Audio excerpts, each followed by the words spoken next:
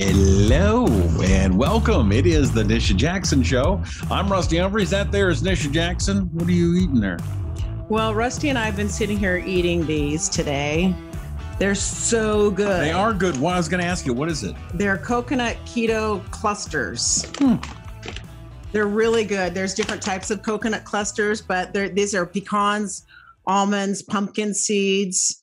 They're organic. Granola eat? They're organic. They're gluten-free. The vegetarian. They're 4 net gram carbs. It's just nature's best, Earth's best stuff, evidently, but they're really good. And, they're not super low in calorie, but they're high in fat, good fats. And guess what good fats do for you, Rusty? Make it fat. They help your brain. Most of your brain's made of fat. So you're calling me a fathead? It's really good for your brain. Really? It's really good for preventing depression.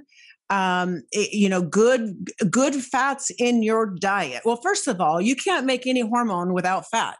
I did not know. Yeah, that. all your hormones come from cholesterol. So I'm a hormone factory. So people on low cholesterol medication, especially if they don't need it, which I do believe there's a lot of people taking it that don't need it or haven't tried to maybe reduce their cholesterol other ways. Low cholesterol can interfere with your body's ability to make hormones in all your hormones. So anyway, I wanted to talk about eating good fats in your diet because the subject today is 12 surprising things that cause depression. Or no, that's not what we're talking about today. 12 surprising signs of depression. Okay. And some of them are kind of surprising. They were surprising to me, actually. By the way, before you really get into it, where do you get this stuff? So I get them at Costco, but you can buy them at any store. You can buy them online. Okay. Let's see, what's the online address? Inno Foods, INNO foods.com, innofoods.com. But everybody's got a Costco. Costco's good, yeah. Well, probably not everybody, but every single person. Not everybody goes to Costco. That's true. Not everybody wants to spend $200, $500, $1,000 every time they walk in the door for just one bag of coconut clusters. I know. I mean, I always feel like I have gotten away with something if I can get out of under 100. Under 100, that's impossible. It's focus. Major focus. Willpower. You got to get past the TVs and all that other stuff. Okay, surprising signs of depression. Yeah. Shopping sprees.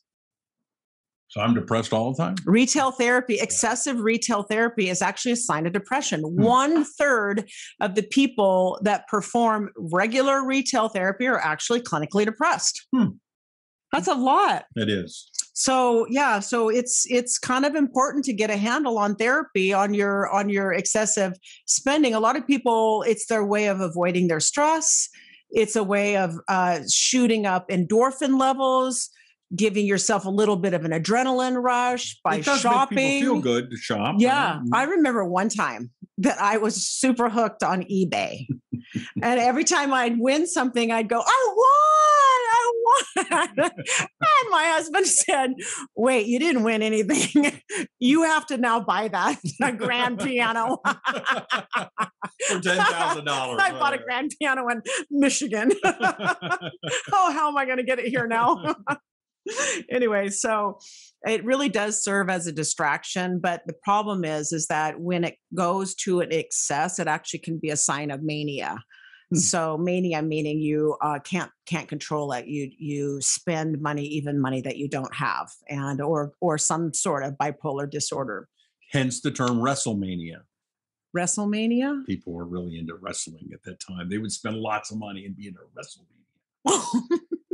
I've never heard that. You never heard WrestleMania?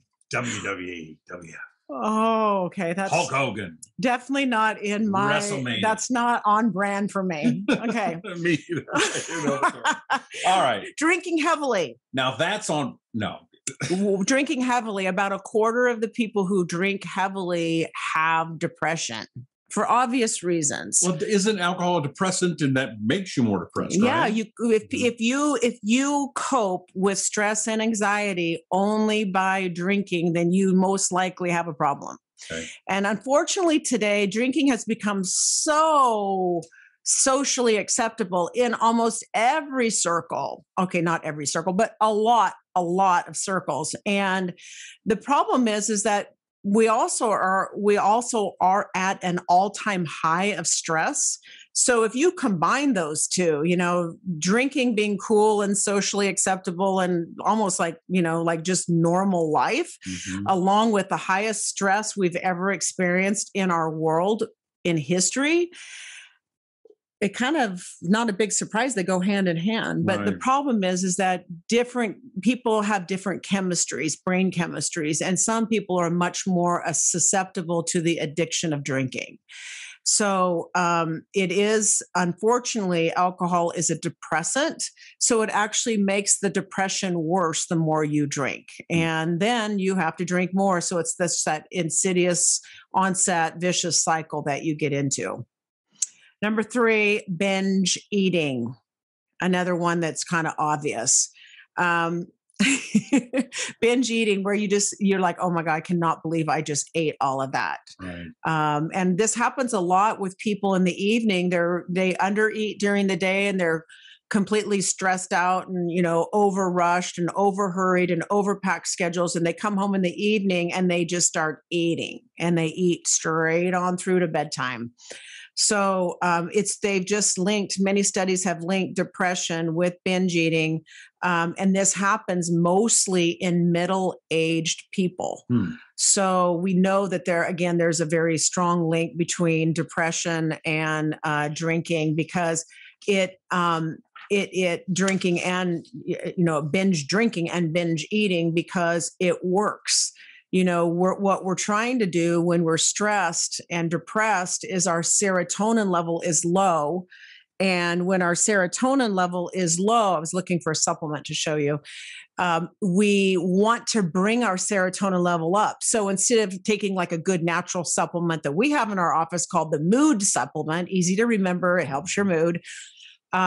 You take it at night and it raises your serotonin level. So instead of doing something like that, people will go to excessive eating or excessive drinking, because that also raises your serotonin. But the problem is it only raises it for a while, and then it takes a nice big fat nosedive. And then you got to drink and eat again. So that's the habituation process. So it's really important to do things that naturally raise your serotonin, like eat good foods, get your body moving, get outside, make love to your partner,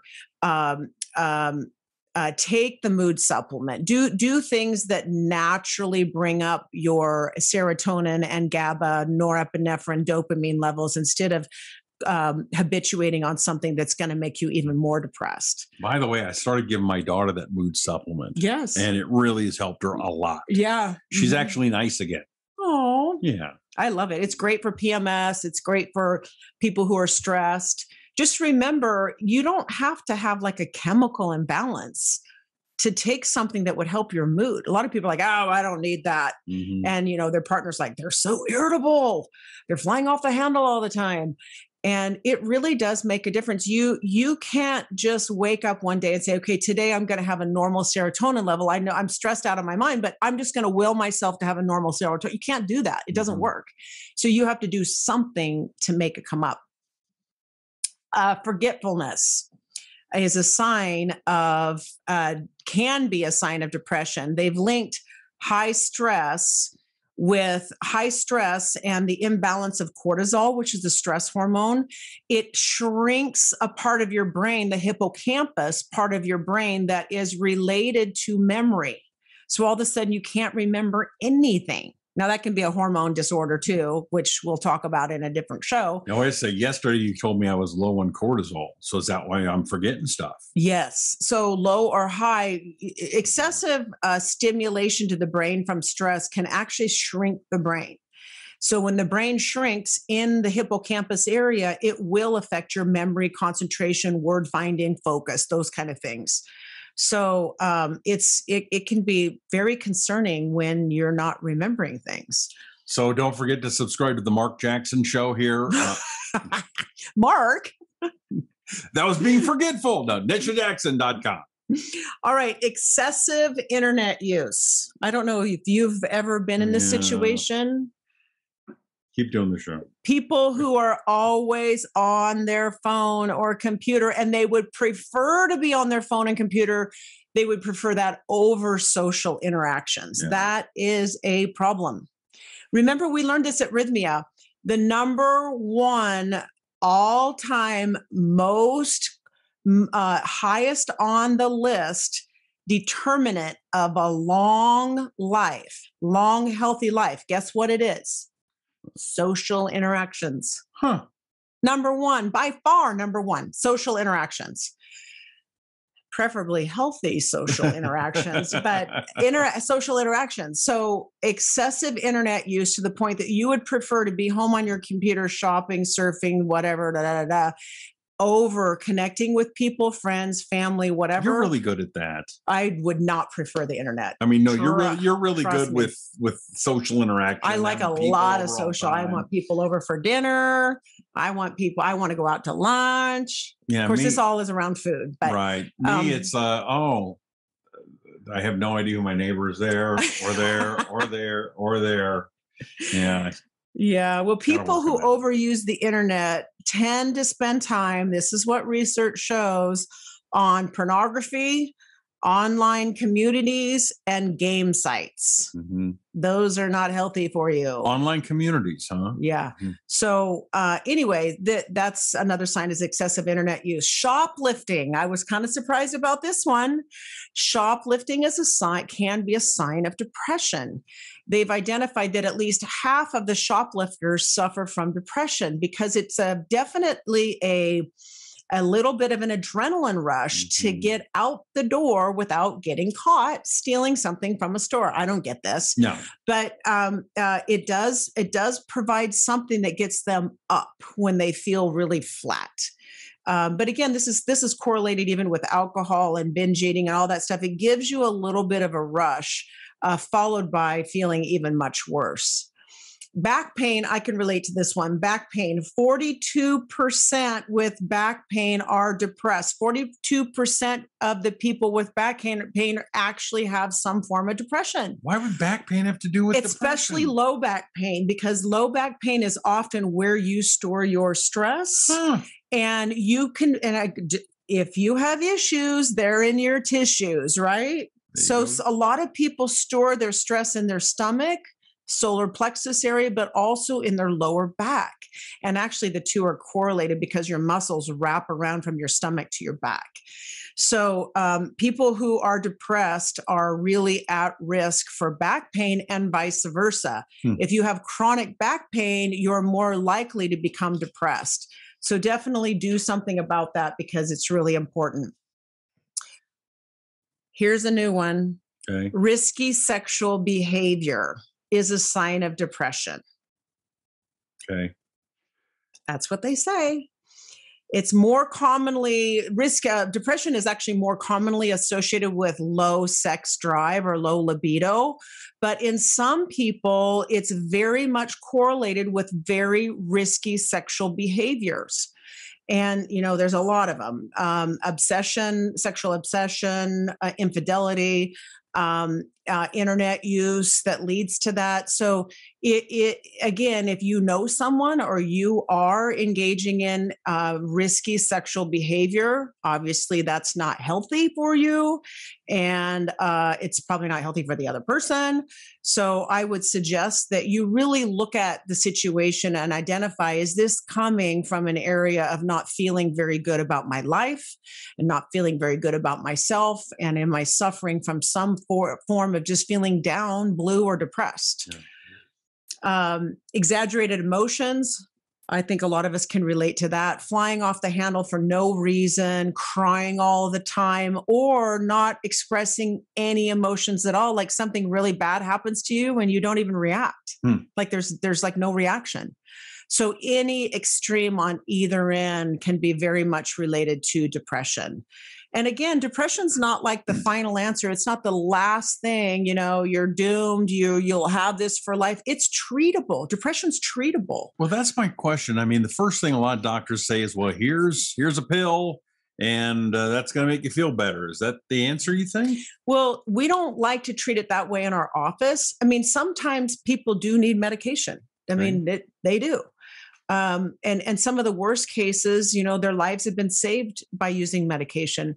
But so many people don't need medication. They need to clean up their diet, stop eating the foods that are making them depressed, stop over drinking that's making them depressed, restore their brain chemical balance. Amino acids allow you to restore your brain chemical balance. My sweet niece is dating this guy. I know he wouldn't mind me telling the story. He became a vegan and he's super healthy, has a great body and super healthy, takes wonderful care of himself. And initially he felt really good on a vegan diet.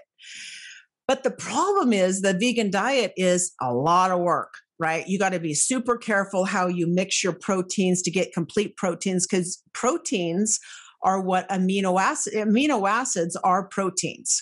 So amino acids make up protein. So our proteins come from amino acids. Okay. Amino acids make our brain chemicals that keep us from being depressed and anxious and having addictions. So he ended up not really getting a lot of amino acids after a while because you're just so hard to keep up with, like chopping and cutting and combining and doing all that stuff. And so what happened is he stopped getting proteins in his diet and he started eating all starch. And then pretty soon he couldn't remember things and he got really depressed and he lost his zest for life. And he just started feeling down and flat. And that's not like him at all. So he came into one of our clinics up in Eugene and Oregon, and he was tested, but right away, the practitioner that saw him said, you know what, I don't think this is the right diet for you because you're not getting any amino acids in your diet. And that's why I think you're kind of feeling like you're losing your mind and your vitality for life. So she switched him to a low glycemic eating plan, adding some vegetarian proteins, but some animal proteins back in his diet. And he told me within weeks, his symptoms were 100% gone. That's awesome. She restored his vitamin levels and got him on a different diet. So proteins are really important for balancing your brain. And sometimes, Rusty, it's just that easy to correct depression, like that easy. Or taking a supplement and changing a few things to give yourself and your brain a little break during the day or evening. That's awesome. Yeah, so that's just an example of it's not doomsday if you get that diagnosis or you feel like you could relate to any of these things. The last couple are things. I'll bet you got another one. What's that? I'll bet you got another depression thing. Yes. I'll bet you. You'll bet me because it's gambling. Excessive gambling. If you gamble more than just recreationally speaking, you find yourself gambling online. You're going to what are those little things called around, those little gambling things? Off-track betting, those ones? Well, I don't know. Those little things you can go in those little slot machines and stuff. Yeah, it's an Oregon. Yeah, no, it's an Oregon thing. Anyway, if you find yourself kind of like always needing to get to a gambling site or sports betting, or you're just really over the top, it may be that you're actually well, number one, you might not be busy enough. Let's face it. You might need more to do, more productive things to do. Go mow the lawn. And the problem is you always think, well, I'm winning so much money. Right. I'm winning so much money. They say Gamblers Anonymous says whenever somebody says that, they're too far down the road. Yeah. So it's time to turn it around. Smoking, if you're having trouble quitting smoking, it is probably because you're also dealing with depression. So maybe treating the depression before you try to quit smoking is a good idea. Being depressed doubles your risk for smoking. I didn't know that one either. Yeah. But a lot more people are smoking today. And that vaping thing is really caught on. Yes. Yes. And I'm sure we'll see the backlash of that and all of the fillers that are harming your brain and your body down the road on that one. Not taking care of yourself is my favorite one of this whole list. Yay. Not taking care of yourself is, in my opinion, number one sign that you're depressed. It could be even something like you're just not making your bed anymore.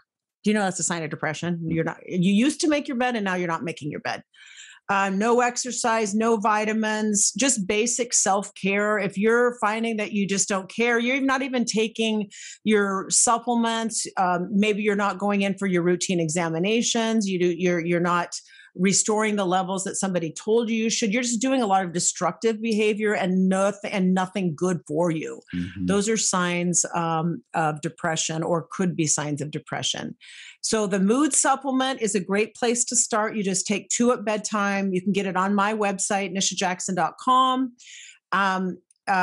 Again, exercise is one of the the top 3 ways to get rid of depression. Even just getting outside and experiencing nature is a wonderful absorber. Spending more time with your pet, getting 8 hours of sleep. If you're stressed, you need more than 8 hours of sleep. You don't need 15 or 12, but you need to make sure you're resting and sleeping and getting all of those hormones made while you're sleeping. Is the mood supplement the only one you suggest for depression, or is there anything else? Well, there's other supplements that help with depression. That's the one I always start with first. Fixing the hormones is really important for men and women, because sometimes it's just that men have low testosterone and that's why they're depressed. It could be that for women, they're also low on a hormone called progesterone, which is our mood hormone. So, I mean, there's other things that can cause depression, but I really like to start on fixing the hormones and starting on the mood supplement before I just start handing out prescriptions, because a prescription doesn't fix the problem. It just fixes the symptom of depression. And I actually kind of like to get to the bottom of the problem so people can have control over it themselves. They can teach their body to get on the other side of it. I agree. Yes. Absolutely. So go to nishajackson.com to get your mood supplement. Another thing that might help you with your depression is probably maybe a lack of energy. Yes. Energy might, yes. Brand X might help too. Yes. Take brandx.com and that'll help you get it promotes brain focus and attention and physical recovery and stamina. So that's all the things. And your immunity. And your immunity too. Boost your immunity. All right. That's it for this show. That's it. Good show. I learned a lot. I hope you did too. Subscribe. Make sure that you get notified every time the show gets released, about every Tuesday. And we appreciate you. For Nisha Jackson, I'm Rusty Humphries, and this is The Nisha Jackson Show.